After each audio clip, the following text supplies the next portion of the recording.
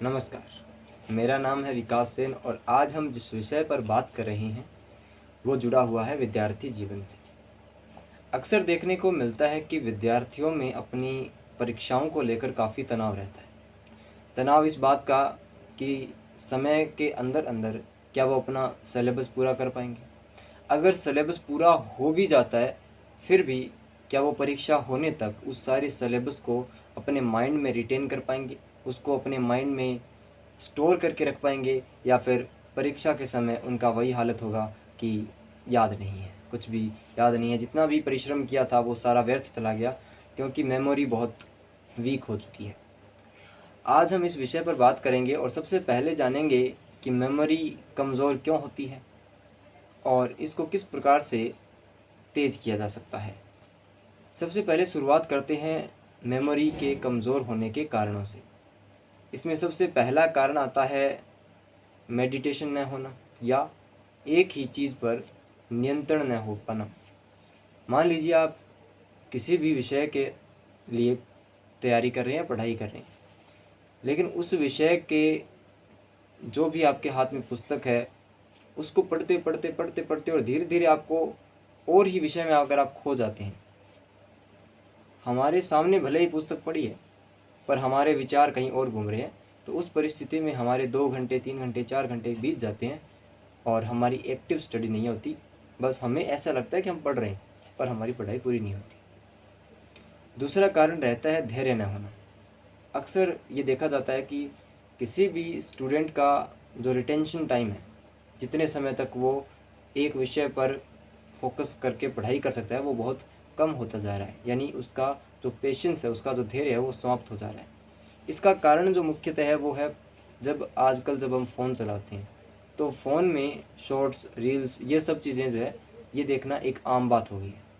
इनके कारण से हमारा जो धैर्य है वो घटता जा रहा है और यही घटता धैर्य हमारी रिटेंशन पावर यानी कि एक जगह पे एकाग्रता को स्थापित करने की जो क्षमता है उसको घटाता जा रहा है। अब हम बात करेंगे कि किस प्रकार से हम एक्टिव स्टडी कर सकते हैं जो हमें परीक्षा में अच्छे परिणाम दिला सकती हैं। ये जो विधियां हैं ये मैंने स्वयं ने भी प्रयोग करके देखी हैं और मुझे इसके काफ़ी अच्छे रिजल्ट्स मिले हैं। सबसे पहली जो विधि है वो है अपने लिए विधि का सिलेक्शन, कि आपके लिए कौन सी मेथड बेस्ट है। हम अक्सर क्या करते हैं कि कोई भी व्यक्ति जो पहले सफल हो चुका है, कोई भी व्यक्ति जो पहले टॉप कर चुका है किसी कक्षा में, तो हम क्या करते हैं उसी कक्षा के दौरान हम उनकी राय लेते हैं और उन्हीं के बताए विधि को अपनाकर चलने लगते हैं।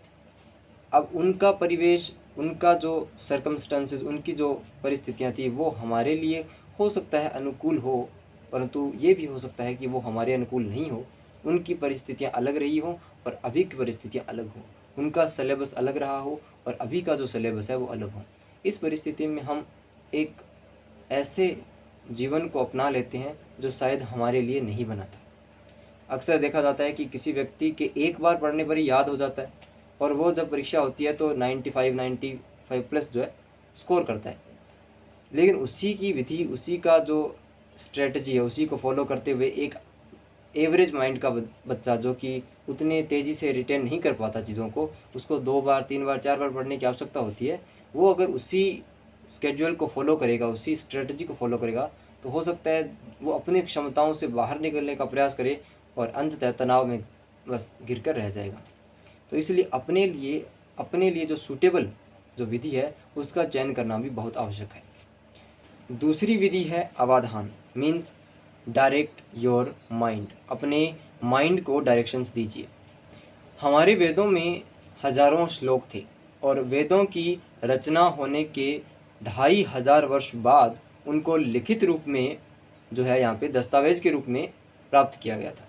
परंतु उससे पहले भी 2500 वर्षों तक ये ज्ञान, ये शास्त्रों का ज्ञान, वेदों का ज्ञान गुरु से शिष्य की तरफ आता आ रहा था। इस चरण में जो विधि इस्तेमाल की जाती थी उसका नाम होता था अवाधान और उसी अवाधान का एक पार्ट था श्रुति और स्मृति। श्रुति का अर्थ होता है गुरु आपको सुनाएंगे, कुछ गुरु बोलेंगे, आपको सुनना है, उसे कहा जाता था श्रुति। और फिर आता था दूसरा भाग स्मृति। स्मृति मतलब जो गुरु बोल रहे हैं वो आपको सुनना है और उसे क्या करना है, याद करना है, स्मृति में धारण करना है। अब यहाँ पर एक बहुत बड़ा रोल प्ले करता था अवधान, यानी कि डायरेक्शन टू द माइंड। इसमें क्या होता है, आप अपने माइंड को स्ट्रगल करवाते हैं। माइंड को स्ट्रगल कराने से मेरा मतलब, आप जैसे जिम जाते हैं, जिम जाकर आप वहाँ पे जाके कोई एसी में लेटते थोड़ी हैं, आप वहाँ पे जाके कोई खाना खा के सोते थोड़ी हैं, आप वहाँ पे जाके कोई मोबाइल थोड़ी चलाते हैं।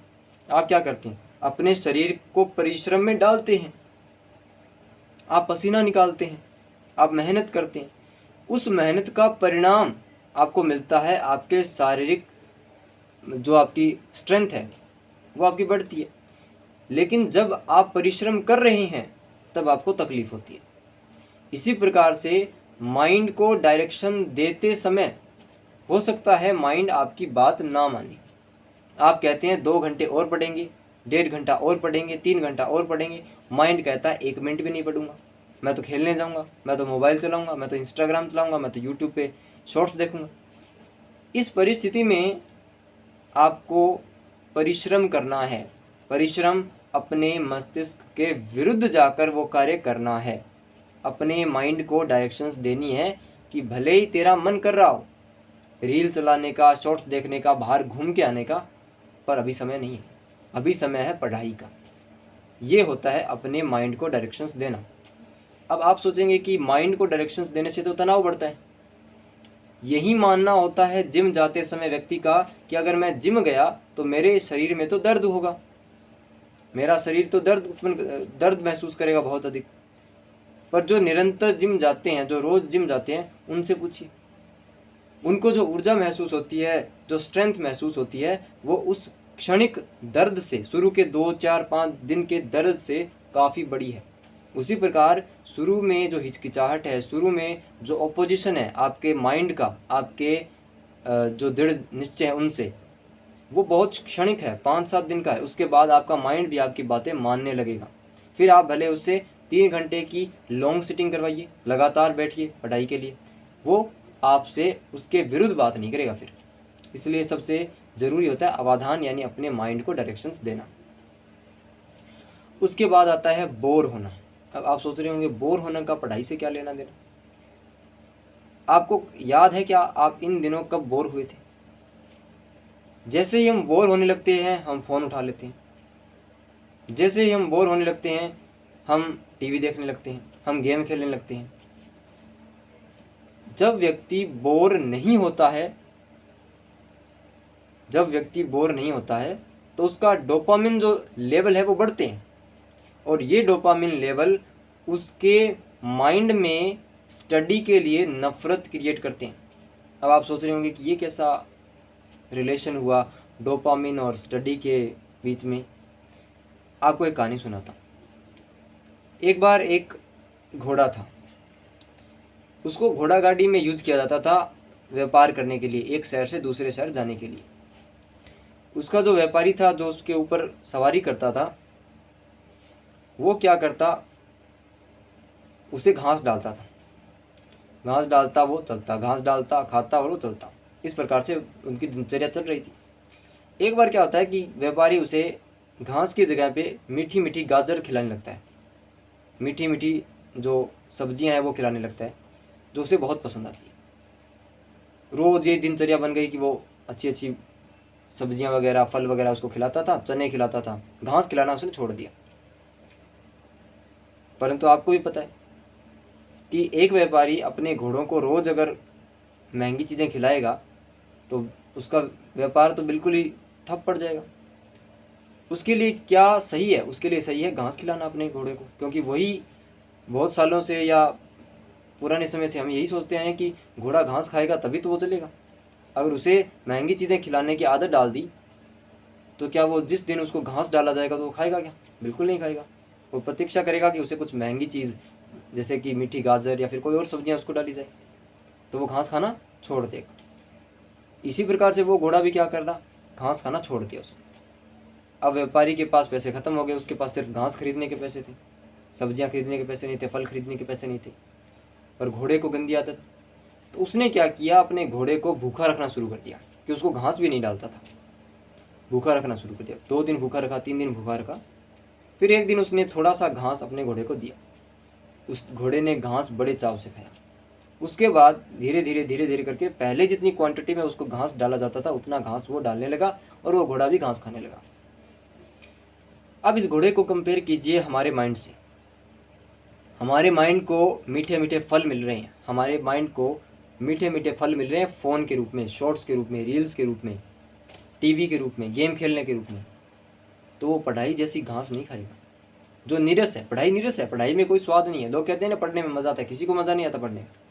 पढ़ाई पूर्णतः नीरस है, उसमें कोई मज़ा नहीं है। और मज़ा कब नहीं है? जब पढ़ाई से भी बदतर हालत माइंड की कर दी जाए। कैसे? माइंड को बोर करो, जानबूझ के बोर करो। जब फ़ोन उठाने का मन हो तो फ़ोन को स्विच ऑफ करके रख दो। जब गेम खेलने का मन हो तो आंख बंद करके सो जाओ। बाहर घूमने का मन हो तो जानबूझ के कुर्सी पे बैठो और बैठे रहो, कुछ मत करो, बोले बैठे रहो, बोर हो। क्योंकि जब व्यक्ति बोर होता है, जब घोड़ा भूखा मरता है तो वो घास भी खाता है। जब व्यक्ति बोर होगा तो उसके लिए पढ़ाई भी सरस हो जाएगी, नीरस नहीं रहेगी। इसलिए खुद को बोर करना सीखो। और अंतिम जो विधि है वो है एक्टिव स्टडी और पैसिव स्टडी में डिफरेंस पता होना। अब आप सोच रहे हो कि एक्टिव स्टडी और पैसिव स्टडी क्या होती है। आप सुबह बैठे पढ़ने के लिए, शाम तक पढ़े। सुबह 7 बजे बैठे, शाम को 7 बजे तक खड़े हुए, बीच में आपने भोजन किया और थोड़ा बहुत पानी पुनी पिया, बस उतना। आपने दिन के जो घंटे हैं वो काउंट किए तो आपको पता चला कि मैंने लगभग 10 घंटे तक पढ़ाई की है। 2 घंटे अगर मैं इधर उधर के निकाल दूं तो 7 से 7 10 घंटे मैंने पढ़ाई की है। लेकिन जब आप रिकॉल करने बैठे कि मैंने आज पढ़ा क्या क्या है, तो आपको कुछ भी याद नहीं। क्यों? क्योंकि आपने एक्टिव स्टडी नहीं की। आपके सामने वीडियो चल रहा था, टीचर पढ़ा रहा था, आप सुन रहे थे बस। या फिर कक्षा में बैठे हैं, टीचर पढ़ा रहा है, आप कहीं घूम रहे हैं, पार्क में घूम रहे हैं, कोई गेम याद आ गया, कोई मूवी याद आ गई, माइंड में वो चल रही है और क्लास 2 घंटे की 3 घंटे चल गई। यूट्यूब पे क्लास लगा रहे हैं, क्लास को दुगनी स्पीड में कर रखी है, चल रही है क्लास, कंप्लीट हो गई। आपने कुछ नहीं किया, आपके माइंड ने बिल्कुल भी स्ट्रगल नहीं किया, बिल्कुल भी परिश्रम नहीं किया। इसे कहते हैं पैसिव स्टडी, यानी कि बिल्कुल बेकार स्टडी, जो आपके काम ही नहीं आएगी, बिल्कुल काम नहीं आएगी। आप 10 घंटे पढ़ो, 12 घंटे पढ़ो, ऐसे पढ़ोगे ना, कुछ भी याद नहीं रहेगा। अब बात करते हैं एक्टिव स्टडी की। आपने कभी किसी गुरुकुल में आए शिष्यों को मंत्र याद करते हुए देखा होगा।